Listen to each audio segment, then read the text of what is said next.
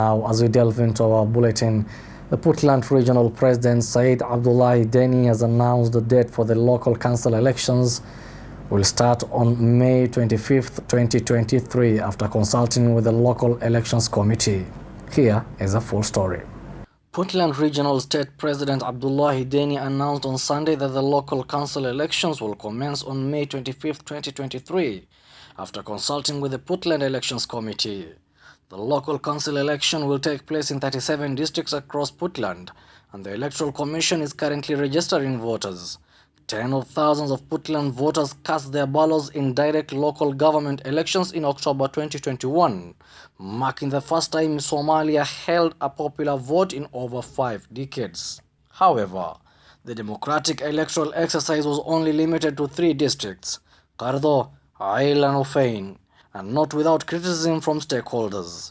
Despite this, the election was hailed as a success by international partners, including the United Nations, who visited Qardo and said they were pleased with how it was conducted. If the elections proceed as planned, then he will become Puntland's first president to hold one-person, one-vote election. However, it appears that the clans still have the most power in the elections for president and parliament. Puntland's former president Abdurrahman Farole could not hold the one-person, one-vote election as the day set for the local government election was disrupted by armed opposition. It is still being determined whether President Deni, now facing strong opposition led by his former friends, will face a similar opposition. Political analysts believe the elections are expected to be a critical test for Somalia in establishing a democratic foundation. If successful, the model will be applied to other federal member states and ultimately at national level. The Prime Minister of Somalia, Hamza Abdi Barre, has urged the pilgrimage agencies to charge fair prices and cautioned the government officials from extorting money from the public by posing laborious legal requirements. The Prime Minister of Somalia, Hamza Abdi Barre, visited the Ministry of Religion and Endowment on Saturday to discuss the management of companies that want to offer Hajj services. During the meeting, the Prime Minister Barre was briefed on the competitive bidding process, informed by the ministry leaders that the ministry requirements will not burden people who wish to embark on Hajj this year. The Minister of Religion and Endowment, Sheikh Mukhtar Robo Ali, also met with Prime Minister Barre and expressed his concern over the unnecessary fees charged by Hajj agencies that seek to profit more from pilgrims. Hajj is a pilgrimage to Mecca that every financially and physically able Muslim must make at least once in their lifetime. It is considered the most spiritual event a Muslim experiences, observing rituals in the most sacred places in the Islamic world. The Prime Minister criticized Hajj agencies for adding these fees and explains that the government officials should not set up illegal checkpoints to extract money from people who have sold their farms, homes or businesses to perform Hajj. These illegal checkpoints, locally known as Isbaro, are a form of extortion whereby officials abuse their position to extract money or resources through bribes from citizens. The Ministry of Religious Affairs recently announced new criteria for companies willing to compete to provide Hajj services. Prime Minister Barre assured that his government will transparently manage and monitor the companies delivering Hajj services. He also expressed his frustration at the high cost of Hajj for pilgrims compared to the rest of East Africa. According to him, while neighboring countries charge at least $1,600 for Hajj, a Somali person has to pay $5,500 to $6,000, which creates an obstacle for someone who wants to worship God and perform the Hajj.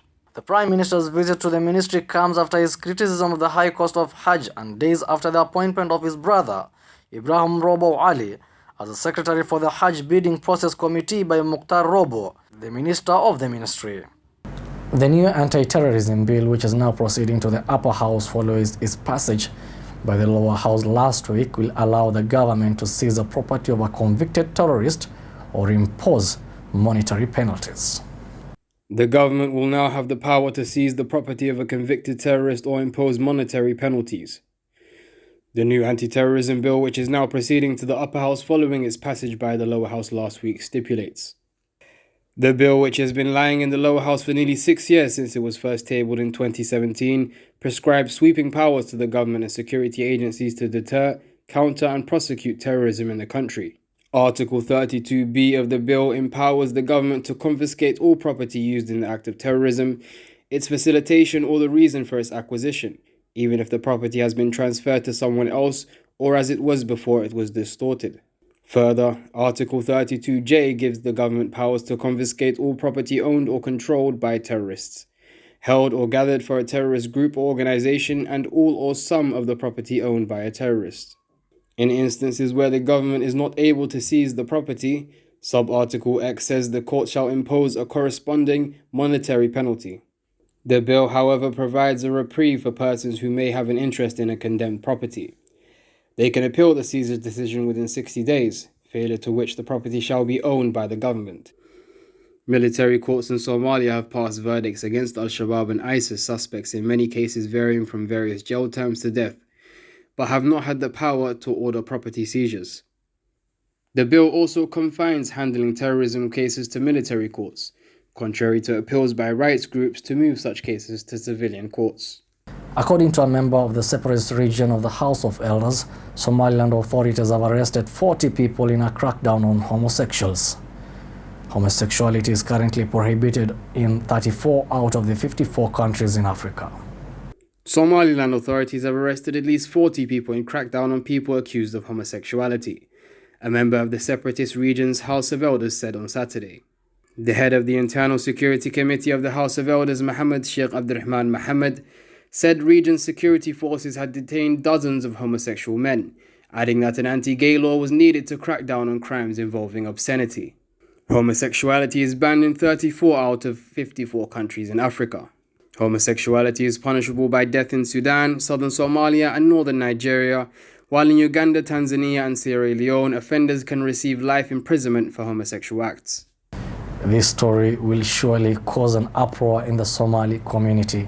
Thank you for staying with us. That's all we have prepared for you tonight from our desk here in Mogadishu.